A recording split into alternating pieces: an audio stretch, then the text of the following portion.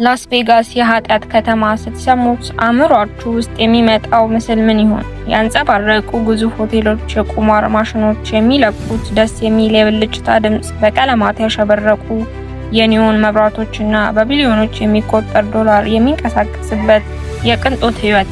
ዓለም ከዚች ከተማ ጋር የምትተዋወቀው እንደዚህ ባለ ውብ መነጽር ነው። ፊልሞች፣ ሙዚቃዎችና ማስታወቂያዎች ላስ ቬጋስን እንደ ዘላለማዊ የደስታ የድግስና የእድል ማዕከል አድርገው ይስሏታል። በቬጋስ የሚሆነው በቬጋስ ይቀራል። What happens in Vegas stays in Vegas የሚለው ታዋቂ አባባልም የከተማዋን የነጻነትና የህግ ገደብ የሌላውን መዝናኛ ያበስራል። ነገር ግን እያንዳንዱ የሚያብረቀርቅ ወርቅ አልማዝ አይደለም። የዚህን ከተማ የፊት ገጽታ ስትገልጡ ከሚሊዮኖች ዶላር የቁማር ጠረጴዛዎችና ከታላላቅ የኮንሰርት መድረኮች በስተጀርባ በሺዎች የሚቆጠሩ ሰዎችን ህይወት የዋጠ ጥልቅ ጨለማ አለ። ውብ መብራቶቹ የሚፈነጥቁት ብርሃን የከተማዋን እውነተኛ ደህንነት፣ ስብራትና ሰብአዊ ቀውስ ለመሸፈን የተደረገ ትልቅ የውሸት መዋቢያ ያህል ይሰማል። ዛሬ ከዚህ ከሌላ ማዶ ቱሪስቶች ፈጽሞ በማያዩዋቸውና ሊያዩዋቸው በማይችሏቸው የላስ ቬጋስ ጨለማ ገጽታዎች ላይ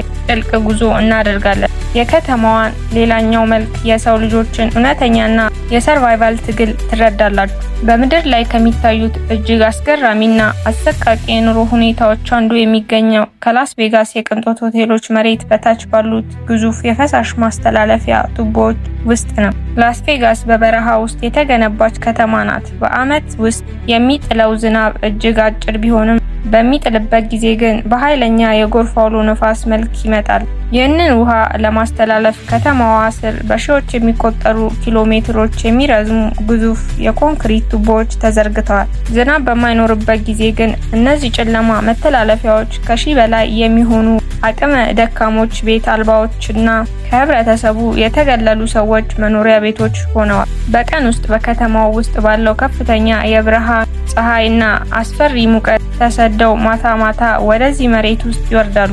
እዚህ ጨለማ ውስጥ ህይወት ምን ይመስላል? አየር የለውም። እርጥበትና የቆሻሻ መራራ ሽታ ነግሷል። ሰዎች ትናንሽ የተበጣጠሱ ፍራሾችን አንጥፈው በሻማ ወይም በባትሪ ብርሃን ይኖራሉ። አብዛኞቹ ሰዎች እዚህ የገቡት በህይወት አዙሪት ውስጥ በመውደቃቸው፣ ከስራ መፈናቀላቸው፣ በቤተሰብ መበታተን ወይም በአደንዛዥ ሱሰኝነት ምክንያት ነው። በጣም አሳዛኙ ነገር በበጋ ወቅት የከባድ ዝናብ አውሎ ንፋስ ሲመጣ እነዚህ ቱቦዎች በድንገት በኃይለኛና በሚያስፈራ ውሃ ይሞላሉ። ብዙ ሰዎች በየዓመቱ በዚህ አደጋ ህይወታቸውን ያጣሉ። ነገር ግን ከዚህ ጉድጓድ ውጪ ሌላ አማራጭ ስለሌላቸው ውሃው ሲረጋጋ ተመልሰው ወደዚሁ ጨለማ ይመለሳሉ።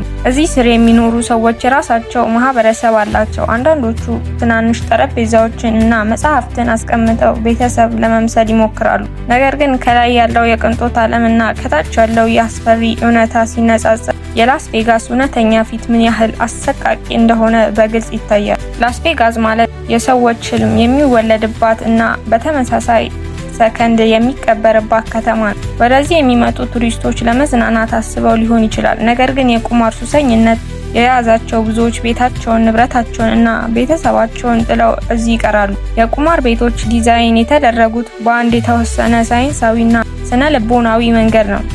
መስኮቶች የሉም፣ ሰዓቶች የሉም። ቀኑ የቱ ሰዓት እንደሆነ ማለዳ መሆኑን ወይስ ሌሊት መሆኑን አታውቁም። የኒዮን መብራቶችና የማሽኖቹ ድምፅ አእምሮን በመቆጣጠር ተጨማሪ ገንዘብ እንዲያወጡ ያደርጋሉ። አንድ ጊዜ ብቻ ልሞክር የምትለው ሀሳብ መላ ህይወትን የሚበላ ግዙፍ እሳት ይሆናል። ሳይኮሎጂስቶችን የተሳሳተ የተስፋ ስሜት ኢሉዥን ኦፍ ኮንትሮል ብለው ይጠሩታል።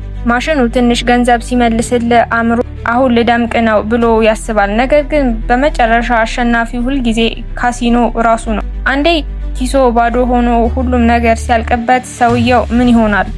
በሺዎች የሚቆጠሩ ሰዎች በየቀኑ ሁሉንም ንብረታቸውን በቁማር ጠረጴዛ ላይ ጥለው በከተማዋ ዳርቻዎች ባሉ ንጹህ አየር በሌላቸው ትናንሽ ሞቴሎች ውስጥ ይኖራሉ። አንዳንዶቹ ደግሞ ከቤተሰቦቻቸው ተጣልተው ስማቸውን ቀይረው በድብቅ ይኖራሉ። በጣም የሚገርመውና የሚያሳዝነው ላስ ቬጋስ በአሜሪካ ውስጥ ከፍተኛ የራስ ማጥፋት መጠን ካላቸው ከተሞች አንዷ ነች። ሰዎች ሁሉንም ነገር አጥተው ሲወጡ የሚሄዱበት ሌላ መንገድ ሲያጡ የመጨረሻውን የውሳኔ እርምጃ ይወስዳሉ። የከተማዋ የደስታ አካባቢ ከንቱነት የሚገልጸው በዚህ የውስጥ ስብራት ውስጥ ነው። በከተማው አስተዳደር በኩል የሚደረገው ጥረትም ሌላኛው የችግሩ መልክ ነው። ላስ ቬጋስ ከቅርብ ዓመታት ወዲህ እጅግ ጥብቅ ሕጎች አውጥቷል። በህዝብ ቦታዎች መተኛት፣ መቀመጥ ወይም ጊዜያዊ መጠለያ መትከል በህግ የሚያስቀጣ ወንጀል ተደርጓል። ከተማዋ ውብ ገጽታዋን ለቱሪስቶች ለማሳየት ስትል ቤት አልባ ሰዎችን ከዓይን ለማጥፋት ትሞክራለች። ፖሊሶች በየጊዜው ክስተቶችን በማድረግ ሰዎቹን ከያዙበት ቦታ ያስወጧቸዋል።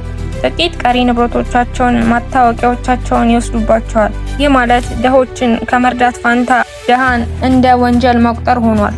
አንድ ሰው ስራ ከሌለውና የመኖሪያ ቤት ማግኘት ካልቻለ መንግስት ሊረዳው ሲገባ በእስር ቤት እንዲማቅቅ ማድረግ የብዙዎችን ሕይወት ይበልጥ ውስብስብ አድርጎታል። በኔቫዳ ግዛት ከሚገኙ እስረኞች መካከል ከፍተኛ ቁጥር ያላቸው ሰዎች የተያዙት በእነዚህ ቀላልና ከደህንነት ጋር በተያያዙ ምክንያቶች መሆኑ ጥናቶች ያሳያሉ። የከተማዋ ሆቴሎችና የንግድ ማዕከላት በቢሊዮኖች የሚቆጠር ዶላር ሲያተርፉ ለድሆች ማረፊያ የሚሆን በቂ በጀት ግን አይመድብም። ድህነት እንደ መጥፎ ቆሻሻ ተቆጥሮ ከጎዳናዎች እንዲወገድ ይደረጋል። ይህ ደግሞ በሀብታሞችና በድሆች መካከል ያለው ልዩነት ምን ያህል ሰፊ እንደሆነ ያሳያል። ሌላኛው የላስ ቬጋስ አስፈሪ ገጽታ የአደንዛዥ ዕፅ ወረርሽኝ ነው። ፌንታኒል እና ሜታፌታሚን በመባል የሚታወቁ እጅግ አደገኛ ዕጾች በከተማዋ ጎዳናዎች ውስጥ በስፋት ይንቀሳቀሳሉ። ሰዎች ከኑሮ ውድነት፣ ከጭንቀትና ከተስፋ መቁረጥ ለመሸሽ ወደዚህ ጎጂ ዕፅ ይገባሉ። አንዴ ከገቡ በኋላ መውጣት እጅግ ከባድ ነው። በየቀኑ በሺዎች የሚቆጠሩ ወጣቶችና አዋቂዎች በእነዚህ ዕጾች ሳቢያ ሕይወታቸውን ያጣሉ ወይም የአእምሮ ጤናቸው ይረበሻል። ሆስፒታሎችና ማገገሚያ ማዕከላት ከመጠን በላይ በመጨናነቃቸው ብዙ ሰዎች ምንም አይነት እርዳታ ሳያገኙ በጎዳናዎች ላይ ይሞታሉ። የላስ ቬጋስ የሌሊት ሕይወት ውብ ቢሆንም የሌሊቱ ሌላኛው መልክ ግን በሞት በህመምና በስቃይ የተሞላ ነው። ላስ ቬጋስ ውብ እና ማራኪ ናት። ልክ እንደ ሻማ እሳት በርቀት ውብ ሆና ትታያለች፣ ነገር ግን በጣም ስትጠጋ ትቃጠላለህ። የዚች ከተማ ጨለማ ገጽታ የሚያሳየን አንድ ትልቅ እውነት አለ። የሰው ልጅ ሕይወት ከማንኛውም አንጸባራቂ ንብረቶችና ገንዘብ በላይ ዋጋ እንዳለው፣ በውጫዊ ውበትና በውስጣዊ ስብራት መካከል ያለው ልዩነት እጅግ የሰላ በሆነባት በዚች ከተማ ውስጥ የሰዎች ተስፋ መቁረጥና የመትረፍ ትግል ለሁላችንም ትልቅ አስተምህሮት ሊሆን ይገባል። ገንዘብ ደስታን ሊገዛ ይችላል፣ ነገር ግን የሰውን ነፍስ ሰላም ሊገዛ አይችልም። ዛሬ ያየነውን ይህንን እውነት በተመለከተ የእናንተ አስተያየት ምንድን ነው? ገንዘብና መዝናኛ የሰውን ሕይወት ዋጋ ሊተኩ ይችላሉ ብላችሁ ታስባላችሁ?